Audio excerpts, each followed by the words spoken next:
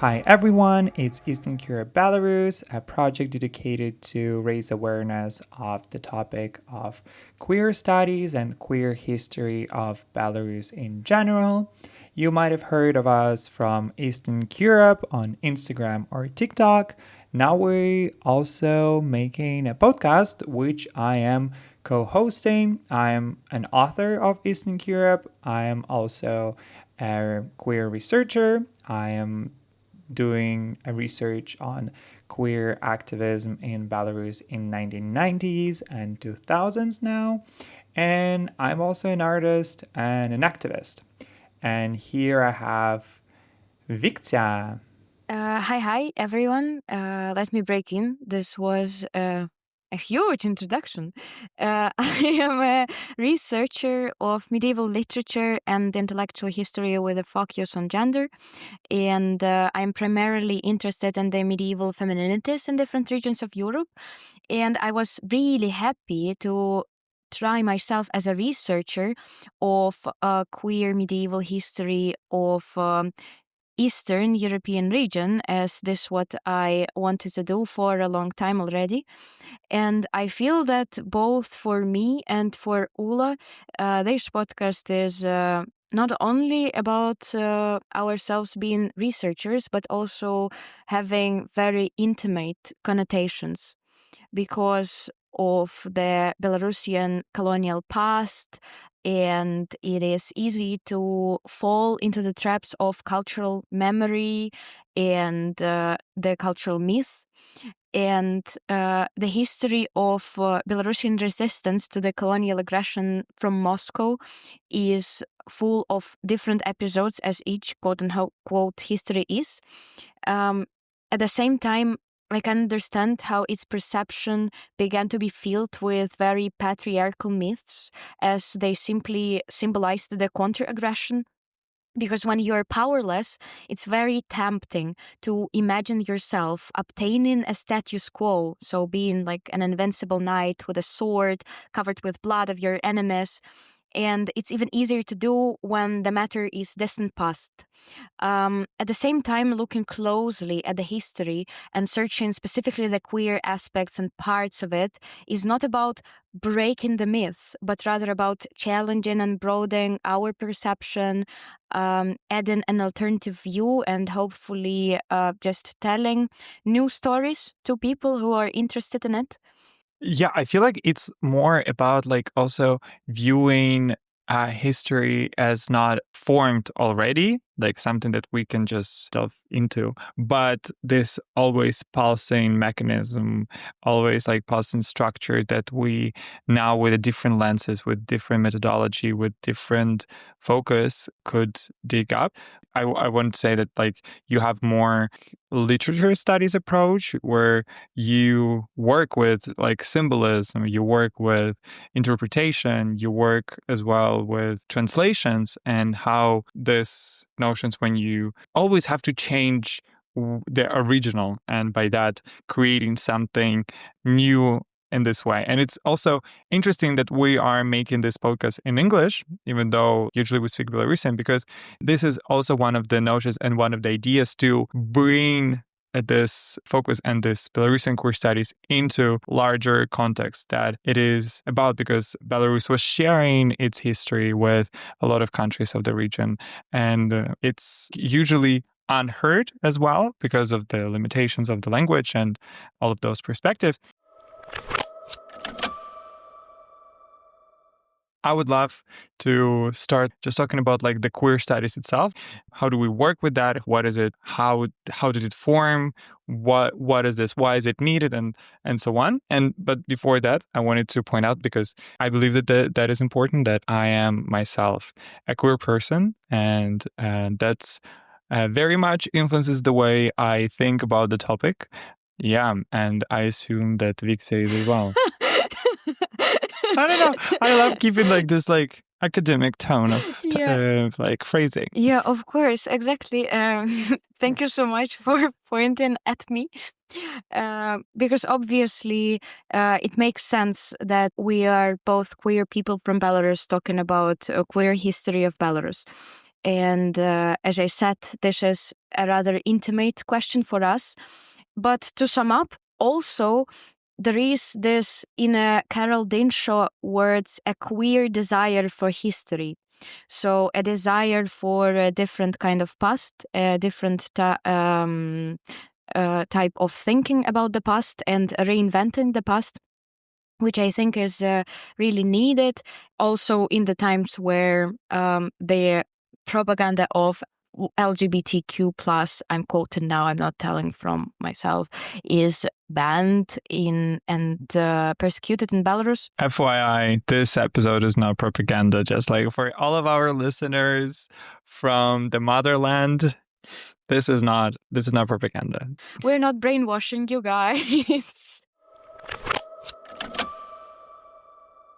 Yeah, what I wanted to start with is that actually the field of studying how different marginalized groups, for example, live is a super new thing. Like, at least I'm not usually aware how recent all of that field is, and field in general, not as like queer studies, but just as a social history where you study how movements went or how people lived or what was it like to be in the village of Belarus, for example, in 18th century. We don't have literature for that because usually history was about this histories of some kind of rulers that are going somewhere. I don't know.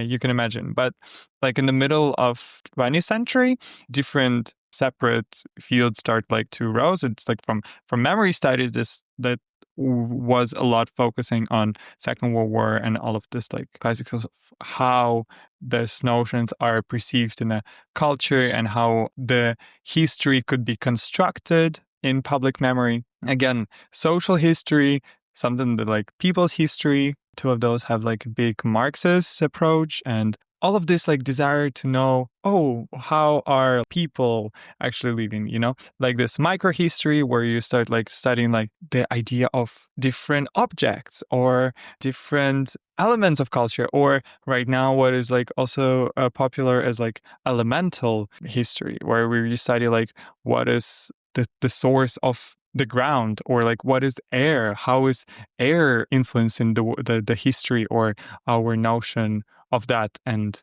of course, a big one is as well like subaltern studies with the anti-essentialist, this post-colonial approach that gives the perspective and the voice to the one who are studied, which sounds, again, very clear and very obvious for us right now. Like, of course, you're going to listen to people that you're studying, but that is, again, a very new notion. And even like in the 70s, that wasn't a common ground or like something that was at very trend.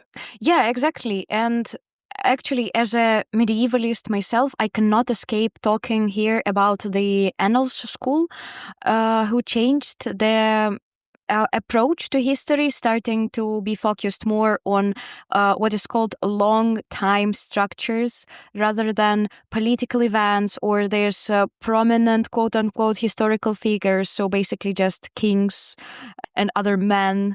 Those were Marc Bloch, Philippe Ariès, Georges Duby, and they actually started to be interested in sexuality and, for example, such things as childhood, and the history of mentalities. So basically how the entire group thought and how did they imagine themselves and why. This was obviously continued by known and beloved Michel Foucault, who in the late 70s started to talk about the concept of biopower. So basically how the institutions govern the people with the help of sexual norms, which I think that's why we have an opportunity to create this podcast today. But of course, the queer history is not, and the gender history is not possible without the feminists, and especially the second wave feminists. Thanks to feminists, we started to use the word gender as a way of referring to social organization, as a rejection of biological determinism, and now the idea that sex and gender are not coterminous is both commonplace and widely accepted. And it allows and even demands the actual radical uncoupling one term from another. I think after Judith Butler works on the performance of gender, I think that I could quote her now because it's like a very convenient place to quote her. Gender becomes a free floating artifice with the consequence that man and masculine might just as easily signify a female body as a male one. And of course, those studies are influenced to the attention given to the private life. And for example, we can remember of the political slogan of Karl Hanisch. So the personal is political, the radicalization of the invisible parts of the life, the radicalizations of the domicile life, and so on and so on. Yeah. Everything that you noted is what I started with the notion how it's now is interested in the people's perspective and what lens could people bring. And especially like when we think about Belarusians, for me, like what I work with, not as a researcher, but as an artist, is imagining or inventing or like thinking about what could be the queerness in the village. Because of course we know that biologically, like socially, there were queer people, but we just don't know how was it visible, how was it punishable, or was it not punishable at all, like, or what was relations to that. And the question is like how we can get this lens and the excitement of having the lens and putting the lens and viewing the story from a different angle based on that is, I feel like, intriguing. Yeah, exactly. What you were talking about now made me think about the one episode in my life where we were celebrating the traditional festival, so-called midsummer, the Kupalye in Belarusian. And this is a Slavic festival having roots in pagan past. The way we celebrated it was a lot about recreation of this imagined tradition. And it appeared that I was there with another queer person, and basically after the celebration we kept discussing of how this traditional culture was actually so oppressive towards queer people, because as a queer person, you or anyone else, it was just a lot harder to find one's place in this quote-unquote traditional surroundings. For example, in the special rituals, in all the processions, they were always like gendered and very restrictively, even though now, obviously in 2025, we have an opportunity to queer them. So then the question is that, is it true that those traditions were this restrictive? Could they be queered in the past? Or maybe they were just so rigid that it made people's lives hard. And what is important here is like that we don't know answers to those questions. This is all like our hypothesis. And for now, especially like when I started to make my own research about 90s and 2000s, even though there is a lot of material, a lot of videos, a lot of photos, a lot of archives that are even possible to access digitally, you could be like the first person to make a theory in that field because no one was interested in actually asking questions. How did actually tradition change in this like openness to queer people throughout the time? Maybe it wasn't that restricted before, or it became less restrictive in the past time. We don't know because again there is like lack of these resources, but a big potential and a big interest to actually work with that. And I feel like with a lot of notions, like it is possible to make a research on that. So we encourage everyone who is listening to, because it's a big field and it could be frustrating sometimes, but at the same time, yeah, there is so much to uncover. Exactly. And this brings us to the metaphor you were starting with, that the question is that not only we're lacking the data of life in the Belarusian villages in the 18th century, but just no one actually was interested in it. And no one asked the right questions. And so obviously the historical documents are so discrete, and they are now placed in different regions where you could not get an access to them, and a lot of them were destroyed or hidden, and so on and so on. Because of course we are talking about a sensitive topic, because of course the history of queer people is directly connected to the history of persecution of queer people. So I like how we just spent this first episode on justifying why why it's important. No, because it actually very soon, me and Viktsya are going to one conference together, and that's what I'm afraid of a little, because when you work with such a field with the environment where homophobia is so spread, you don't know, because even in academia, the controversy that arises around this topic is big, and you have to explain to people why is it actually valid, why is it important, why is it actually a big move. And I feel like what we try to do is show how interdisciplinary this field of studies is, and how everything is influencing everything, and it actually helps people's studies in general. Yeah, just to make a description of how is it now, for example, in Belarusian context, I should mention the publishing of the gay anthology, as it refers to itself, a book which is called The Boys Are Getting Out of the Control, and the so-called anthology of gay writing just literally published homophobic author, which is, I don't know, it's just such an illustrative example of what's going on in Belarusian context. Not just a homophobic author. I could even imagine justifying, if it's the text is okay, there could be some people arguing to, but the text is different from the author. Not in this case. Not in this case. Texts are homophobic as well. No worries. No worries. But actually, exactly. It's the other, I don't know, they wanted the other perspective on homosexuality, so they included homophobic texts in the anthology of gay writing. That's they're thinking one step ahead always. Yes, and we are 2 steps ahead, always 2 steps ahead, because this podcast is done in support of Ann Ost and funded by the Foundation Remembrance, Responsibility and Future and the Federal Ministry of Finance as a part of educational agenda on National Socialism and Justice. And yes, that was our first episode. I hope you are already listening to the second one that is already published.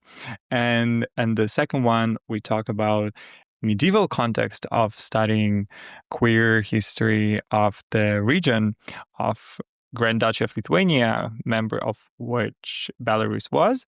And if you want to know more, not only about context of Belarus and queer history, but also about Eastern Europe in general, about the beauty of Parajanov movies, Polish queer small city life of the 90s, swerve versions of the Balkans, what queer theater in Estonia reveals, you're welcome to go in the links of our description to follow Eastern Europe on Instagram and TikTok. We're presented on both platforms, and there, Viktsya already posted a new video dedicated to materials that we discuss here. So you're very welcome to join us there. Thank you so much for listening to us, and I hope you are going to stay tuned with us during the next episodes, where we are going to uncover different historical periods using the queer optics. And see you.